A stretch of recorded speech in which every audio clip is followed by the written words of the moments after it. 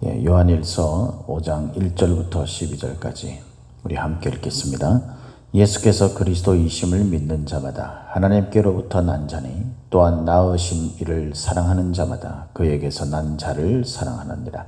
우리가 하나님을 사랑하고 그의 계명들을 지킬 때에 이로써 우리가 하나님의 자녀를 사랑하는 줄을 아느니라.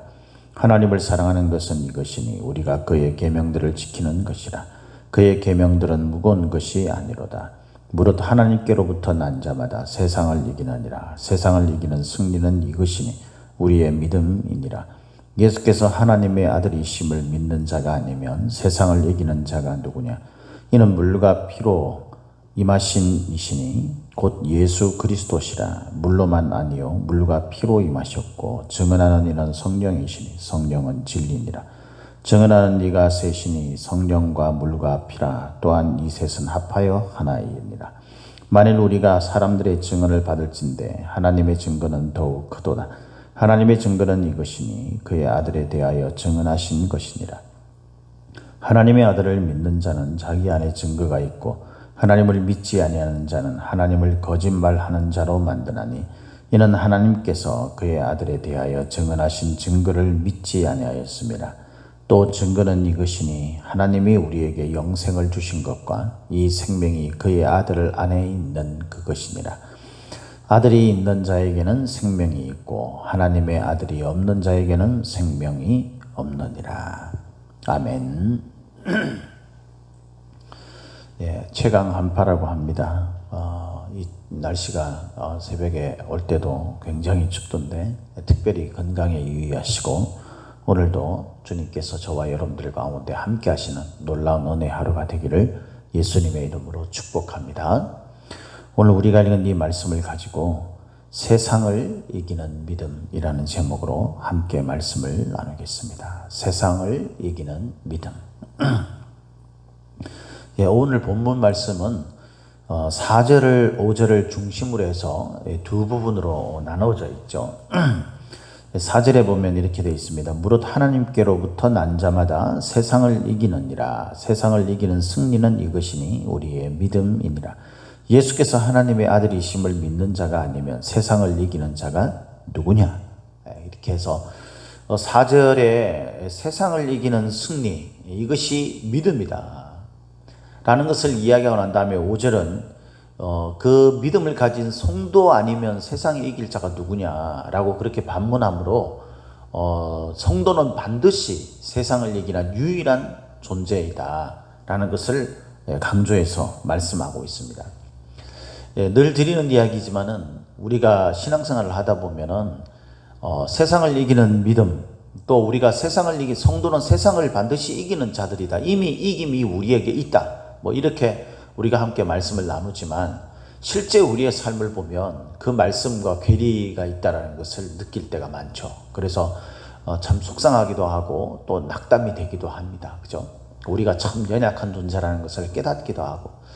근데 우리가 연약한 존재라는 것을 깨달아서 더욱더 하나님의 은혜를 구하고 하나님의 긍휼 안에 거하면 참 좋은데 이게 잘못돼 가지고 내가 세상을 이기는 믿음을 가진 자인데 실제 우리의 삶이 세상을 이길 수 없는 사람처럼 그렇게 늘 세상에 패하고 패잔병처럼 살아가는 우리의 모습을 보면서 신앙의 회의를 느끼고 우리 부정적인 방향으로 그렇게 흘러가는 사람들이 있다는 것이 참 안타까운 일이죠. 분명히 우리가 성도고 세상을 이기는 믿음을 가졌다라고 그렇게 성경에서 말하고 있다면 우리는 그렇게 되는 것입니다. 그래서 우리 자신들의 현실적인 그 모습을 볼 때 우리가 절대 세상을 이길 만한 존재가 못 된다라는 것을 느낀다면 그것으로 낙담하고 정말 세상에 패하는 자리로 갈 것이 아니라 그러면 어떻게 하면 우리가 세상을 이기는 믿음을 가질 수 있는가? 우리의 믿음이 어떻게 세상을 이기게 되는가? 그것을 좀 더 은혜 가운데 찾고 또 그 비밀을 깨달아 알게 하는 방향으로 우리가 나가야 되는 거죠. 그것이 바로 올바른 성도, 참 성도의 모습입니다. 저와 여러분들은 어린아이 같고 우리의 믿음은 약해요.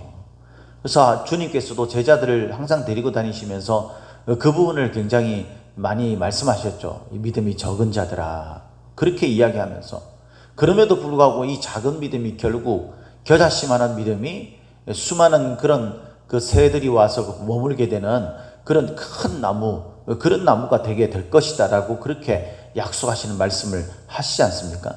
우리가 처음부터 막 승리하고 막 그런 어떤 모습을 처음부터 끝까지 고수할 수 있다면, 여러분, 우리가 주님께서 우리를 위해서 뭘 그렇게 걱정을 하시겠어요? 그럴 필요가 없는 거죠. 그러니까 우리는 연약해요, 분명히. 우리 믿음을 너무 자신만만하게 생각해서도 안 됩니다. 우리는 늘 부족하고 늘 넘어질 수밖에 없고 그런 존재예요. 그런데 여러분, 그런 마음들이 우리에게 일때에 참 감사한 것이 뭐냐면, 주님께서는 분명히 우리가 믿음을 올바르게 가지면 세상을 이긴다는 거예요. 우리가 그것을 받아들이고 그것을 인정하면서 진짜 세상을 이기는 믿음을 경험해야지 되지 않겠습니까? 오늘 이 말씀을 통해서 저와 여러분들이 하나님이 세상을 이기는 그 믿음의 비밀을 깨닫게 하시고, 그로 말미암아서 진짜 믿음의 그 은혜를 경험할 수 있는 저와 여러분들이 되시기를 예수님의 이름으로 축복합니다. 그러면 어떤 것이 이 세상을 이기는 믿음입니까? 오늘 말씀에서는 이 두 가지를 말하고 있죠. 그러니까 나눠진다 그랬잖아요. 첫 번째 부분은 1절부터 3절까지는 뭘 하냐면, 예수님이 가르쳐 주신 가장 큰 계명, 하나님을 사랑하고 이웃을 네 몸과 같이 사랑하라 라고 말씀하신 이 큰 계명, 다시 말해서 사랑의 계명을 지키는 거예요. 사랑의 계명을 지키는 자가 1절부터 3절 말씀에 의하면은 진짜 믿음을 가진 사람들이다 라고 이야기를 합니다. 그리고 이 6절부터는 보면은 예수님을 진짜 믿는 사람이어야 한다라는 거죠. 예수님을 믿는 사람. 당시에 주일날에도 말씀드렸습니다만은 게린투스라는 사람이 이 예수님의 그 인성에 대해서 부정적인 그런 교리를 가르쳤어요. 그것을 가르쳤어요. 이 잘못된 거죠. 적그리스도적인 것이지 않습니까? 예수님은 신성과 인성을 동시에 똑같이 가지고 계신 하나님이십니다. 믿습니까? 그런데 이 인성에 대해서 이야기를 하면서 그 예수라는 그런 실제 사람이 있는데, 거기에 예수의 영이 이제 세례를 받을 때 들어와 가지고 있다가 십자가에 못 박히기 직전에 떠나간 거예요. 그 십자가에 못 박힌 것은 이제 예수님 그 하나님의 사명을 받은 어떤 그런 인간에 불과한 그런 존재라고 이야기를 하는 거죠. 그것에 대해서 이제 가르친 거예요. 그런데 베드로는 그렇게 말하지 않습니다. 그것이 아니라 예수님은 인성과 신성을 동시에 가지고 있다. 이것을 이제 이야기하면서 그 인성과 신성에 대해서 증거하고 있는 것이 뭐냐면 물과 피, 성령, 이것을 말하는 겁니다. 그래서 계속 물과 피로 이야기하죠.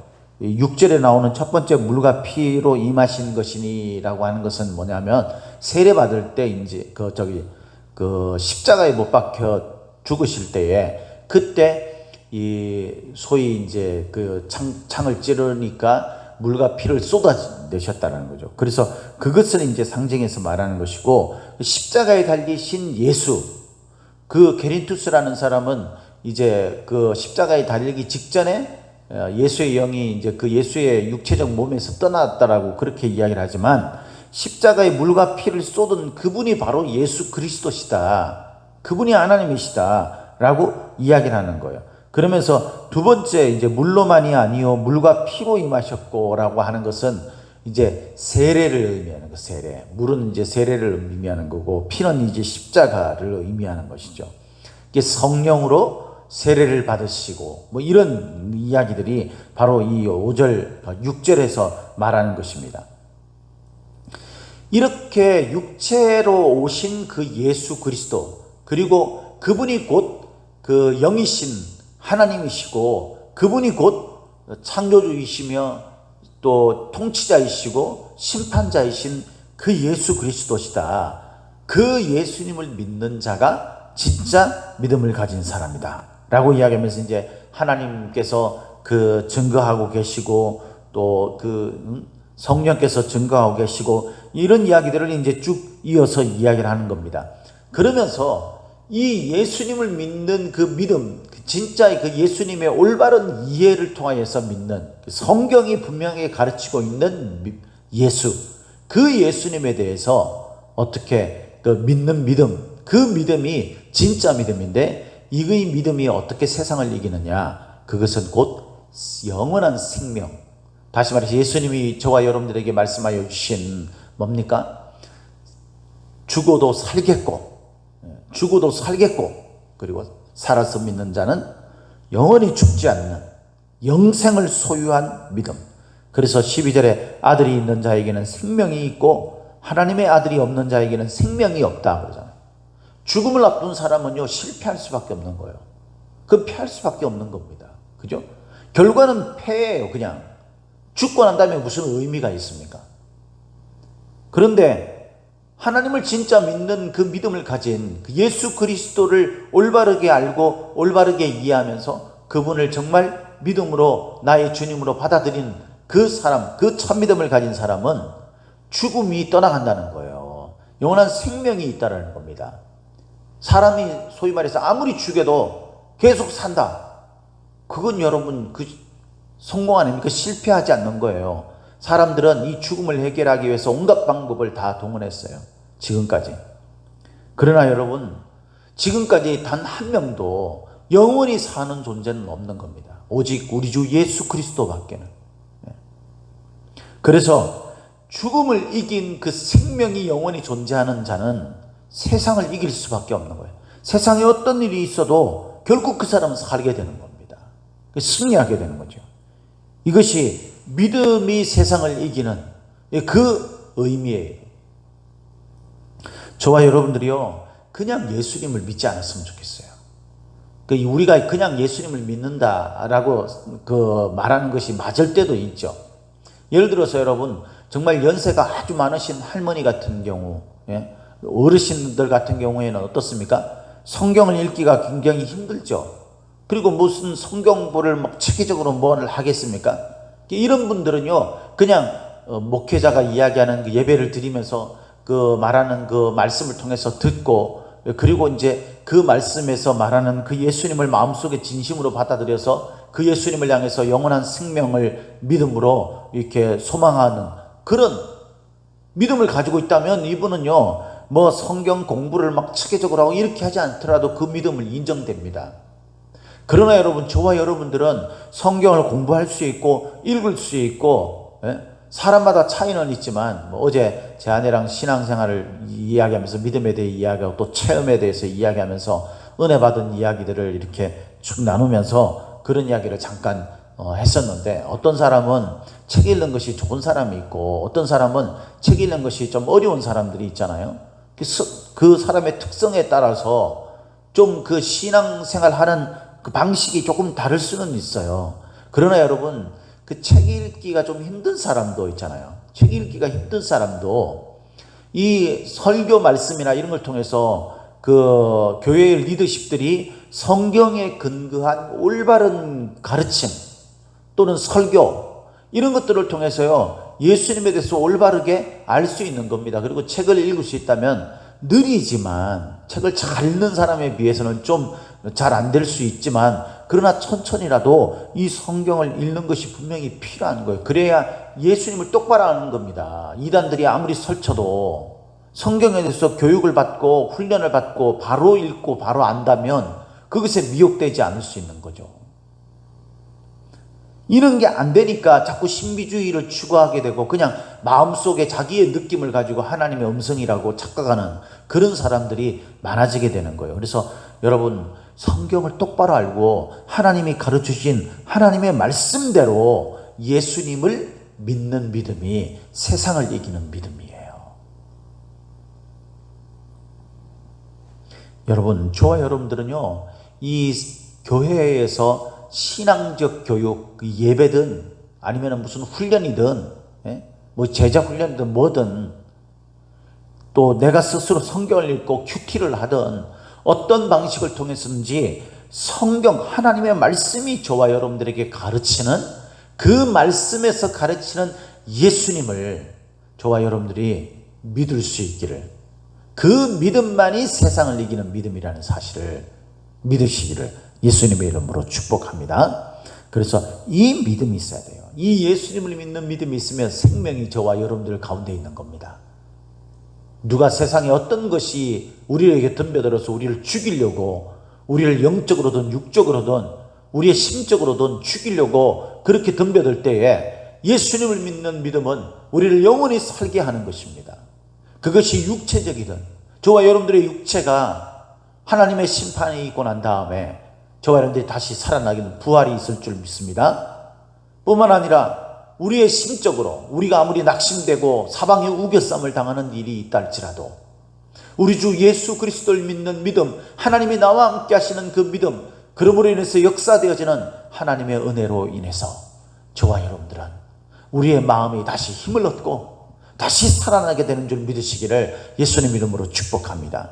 뿐만 아니라 우리의 영은 하나님과 영원히 함께하며 영원히 완노릇하고 주님이 우리를 위해서 예배해 두신 그곳에서 우리가 영원히 주님과 함께 기쁨으로, 감사로, 평안으로, 자유로 그렇게 누리게 되는, 영이 영원히 살게 되는 줄 믿으시기를 예수님의 이름으로 축복합니다.